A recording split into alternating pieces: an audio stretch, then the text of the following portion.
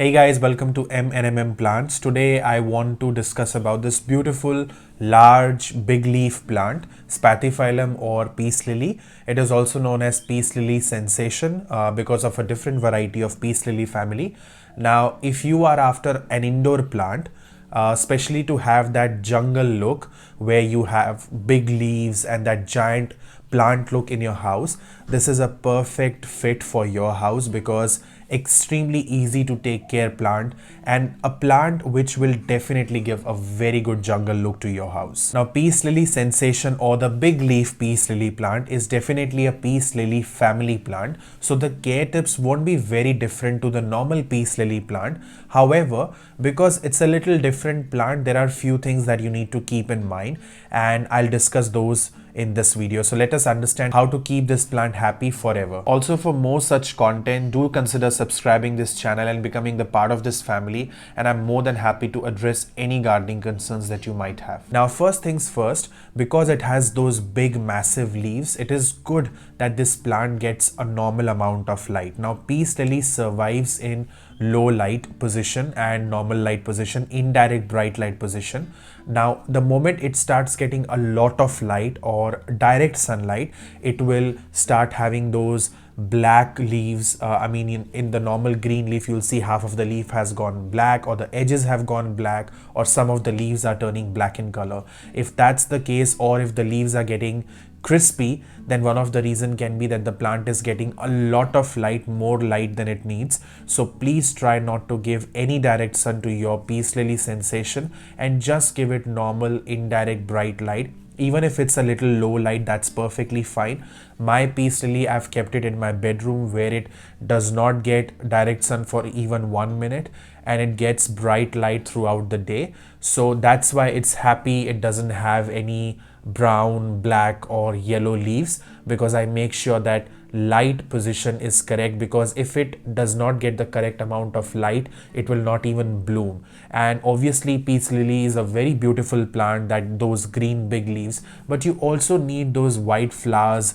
That is the reason we buy peace lily for. So if you don't give it the correct bright light, then it will not bloom a lot. And I have read in a few Facebook groups where people say that big peace lily plant, not the normal ones, the peace lilies which have big leaves, sensation peace lilies, they don't bloom.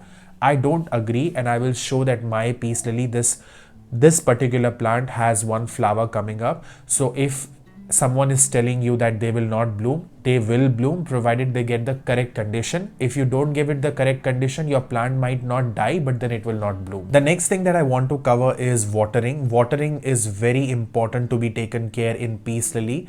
I only water my peace lily sensation plant when all the leaves are droopy and they just go down, and I can see that my plant is thirsty, it needs water, it is asking for water. Otherwise, there is no way that I'm convinced to water my plant.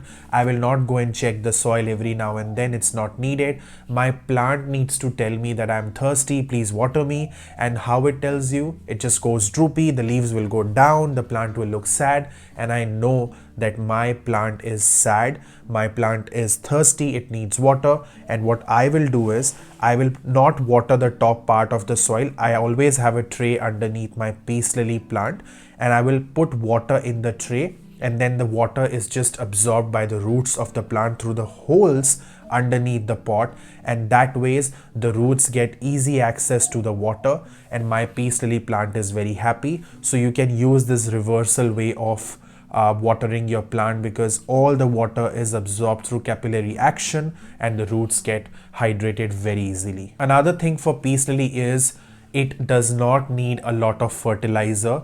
Please don't over fertilize your peace lily plants, because if you do that, what happens is the amount of nitrogen increases in the plant, and because of which the plant will give more and more leaves and less flowers. Or if it starts giving flowers, then the flowers will be green in color, and peace lily flowers are not supposed to be green in color, they are supposed to be white in color.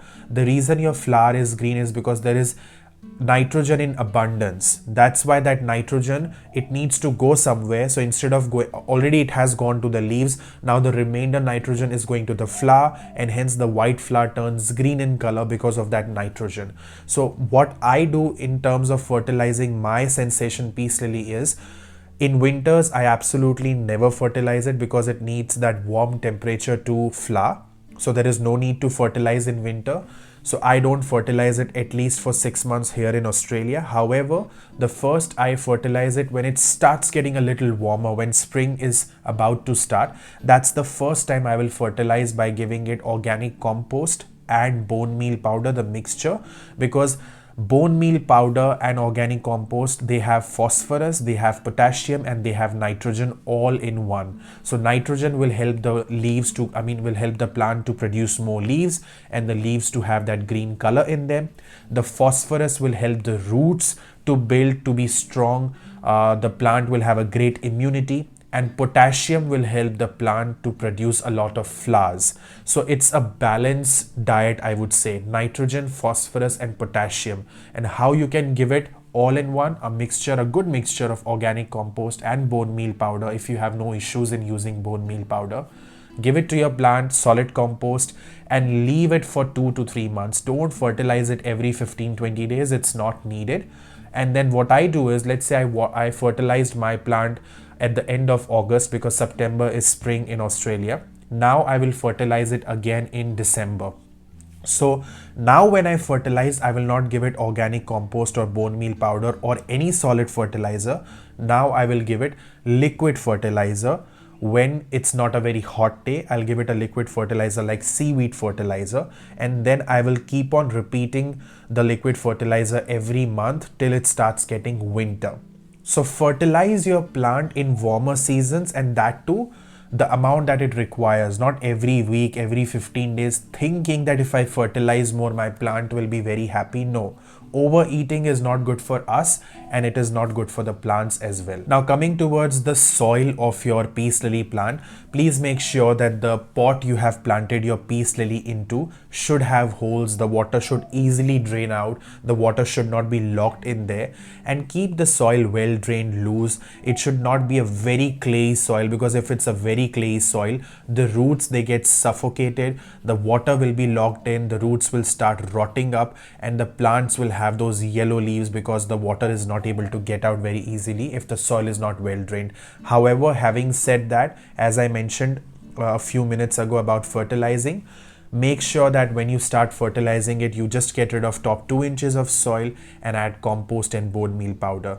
So soil has to be well drained, as in very loose. For making it loose, you can add orchid barks, you can add stones, you can add pebbles, you can add perlite, vermiculite. There's so many options, so you can do that, and you can use your normal garden soil with some compost. So that's how your plant, the soil remains well drained, and it also has the compost to give the strength to the plant to stay healthy and to bloom as well.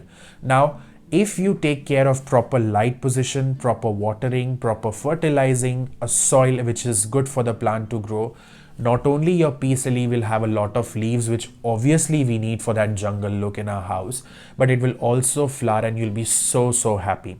Now if you are allergic to pollens, if you have hay fever issues, don't keep this plant, especially when it's blooming, very near to you, because the flowers of peace lily will have those pollens in them, and if you're allergic to it, you might sneeze a lot.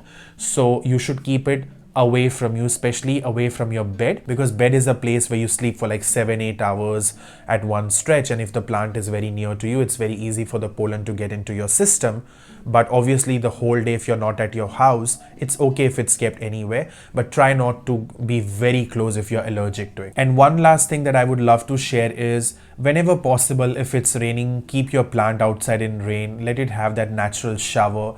It will not only clean the plant, the leaves, but it will also give that rainwater fertilizer to your plant. It will keep your plant happy. But otherwise, if it's not raining, you have to make sure that the leaves are clean, because if the leaves are clean, it becomes very easy for the leaves to breathe, to exchange the oxygen, carbon dioxide from the nature, from the atmosphere, and your plant stays healthy. So keeping your house plants clean is very important. That also avoids the spider mites and other pests, I would say.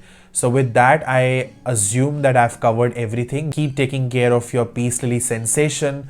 Get it in your house if you don't have it. Put it at a place where you feel that you need that green jungle look, and you'll be so happy. I'll see you next time with another video, and bye for now.